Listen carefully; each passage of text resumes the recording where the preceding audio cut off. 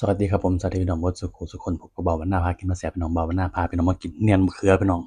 เนียนมะเขือว่าสุปมะเขือพี่น้องกินกับย่างเสือร้องไห้พี่น้องย่างมันเสือเนี่ยโอ้ยย่างมันหอมพี่น้องเสือร้องไห้แขมพักลืมพัวเนี่ยบักแตงพักอีเลิศพี่น้องคุณเลิศเนี่ยโหระพาเจียวคมมาจำพี่น้องมาเขาวเหนียวหอมเนาะมาเด้อพี่น้องบดสมองเสียบๆยำเทียงๆน้ำเบาวันหน้าพี่น้องใส่เสือของไหนก่อนโอ้ยตอนนี้แบบเนี้ยเนาะเจียวคมๆมันจริงๆ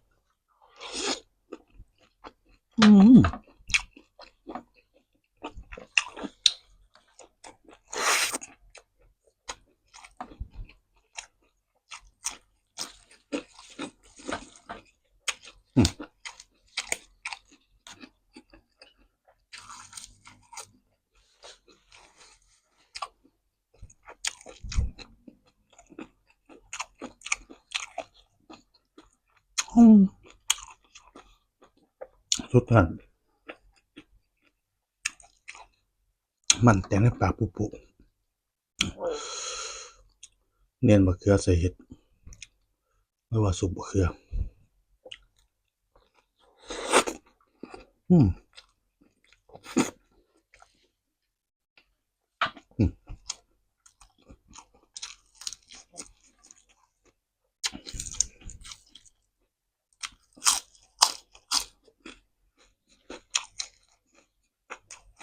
อืม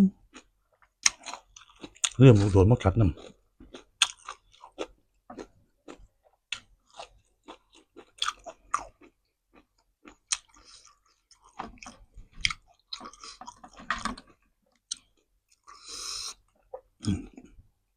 คุยคำเปิ่มๆยังไงยังไง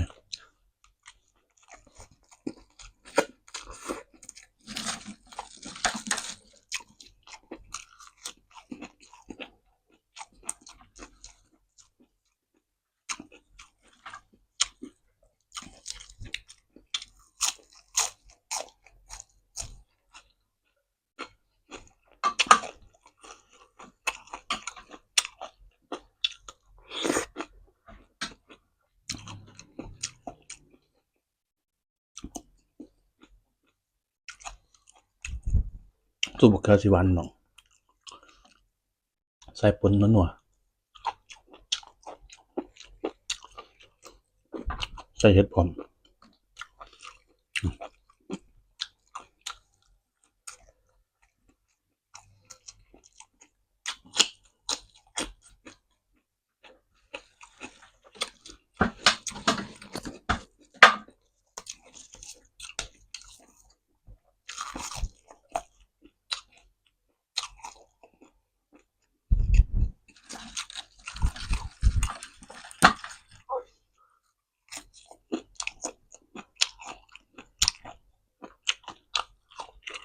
อืม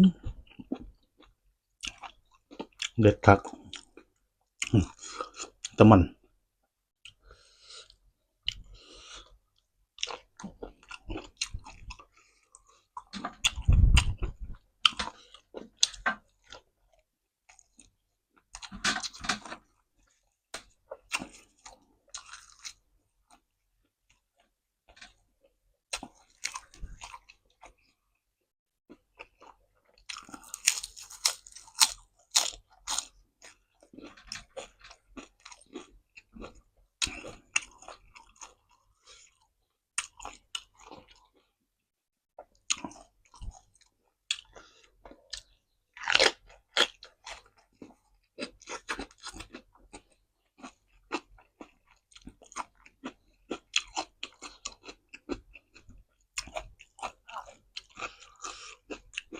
อืม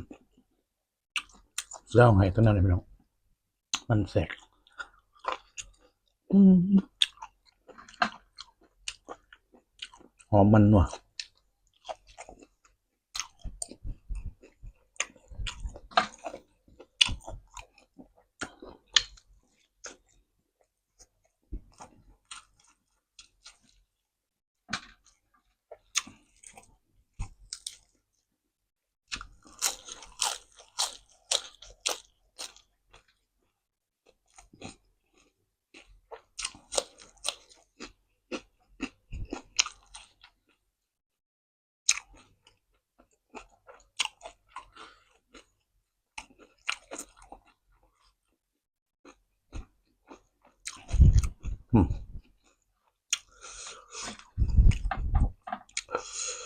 จำแจ่วขมใส่กับเนื้อมะเขือมันแม่นบ่ล่ะพี่น้อง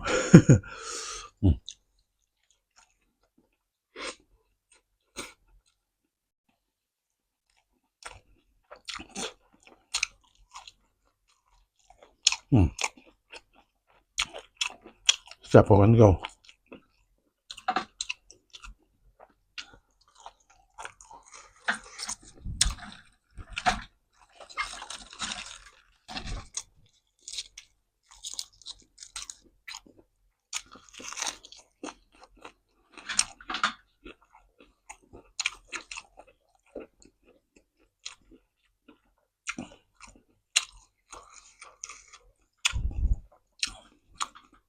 โอ้ย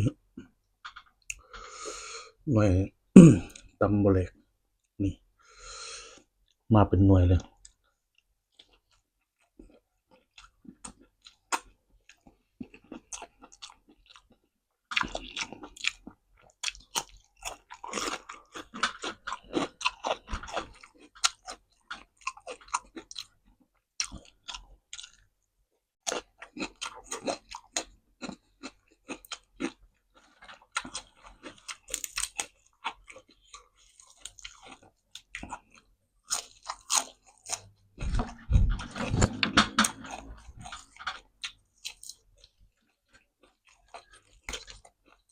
อ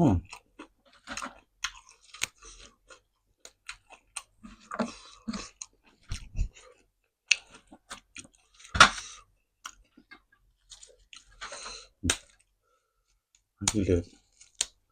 หมูกระพาหั่นเสือนั่นโอ้ยบ่น้ำมันมีแต่มันพี่น้องห่อด้วยผักกุนเลิศใส่กับแจ่วเนี่ยโอ้ทำตาดุน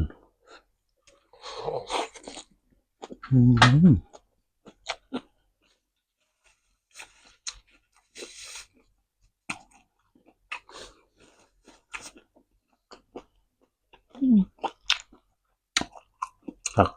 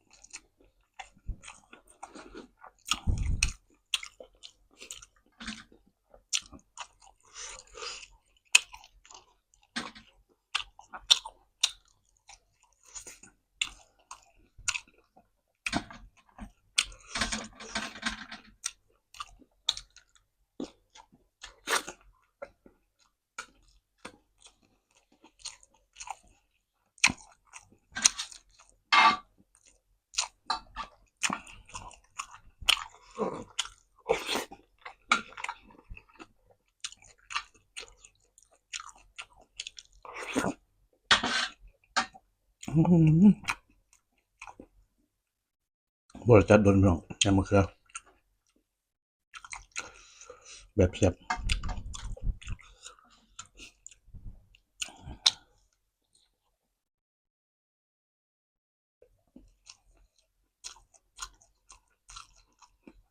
ในย่างเสือมากินเนี่ย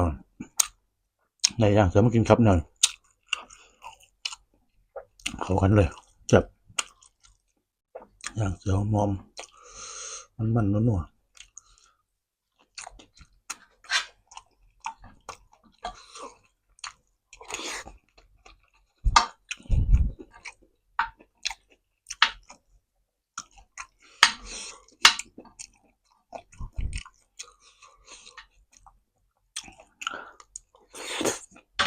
อืม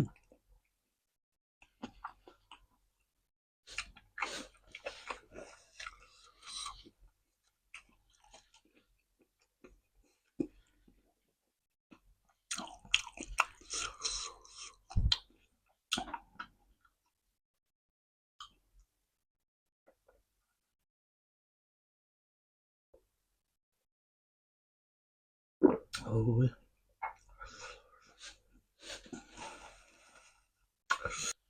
ปลากินข้าวแซ่บน้ำแซ่บปานนี้พี่น้องโอ้มันก็มีแห้งกันเนาะเอาแต่เป็นเมนูแซ่บๆมาฝากพี่ต้นน้องก็ครับผมอันสำหรับมื้อนี้ก็เนี่ยมะเขือครับย่างเสือหอนๆเดี๋ยวคมๆจัดมาฝากพี่ต้นน้องกันมันเอามาคลิปนี้ฝากน้ำย่อยครับผมฝากกด Subscribe กดไลค์กดแชร์บ่าววันหน้ามากินมาแซ่บ Channel ผมด้วยครับไว้พบกันคลิปหน้าพี่น้องสำหรับคลิปนี้บ่าวหน้าขอตัวแล้วครับผมสวัสดีครับ